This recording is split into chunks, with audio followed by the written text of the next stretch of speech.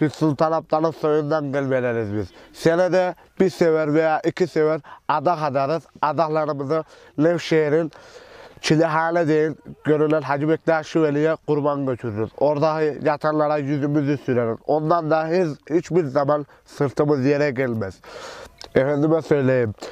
Biz Abdallar ufaklıkta yağ tenekeleriyle, bidonlarla, davuzunla çalar, burada kendimizi yediririz. Büyüyünce de daha güzel çalarız. Ufak ne yaparsa büyüyünce de onu yapar. Biz de onun gibi işte.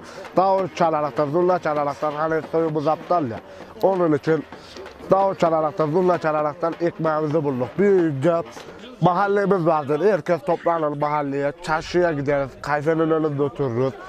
Kayfenin önünde yani bizi isteyen düğünler geldi bile gideriz, bir ekmek parası kazanır, çalır çığırır, ekmeğimizin peşine düşer, ekmeğimizi alır yeriz.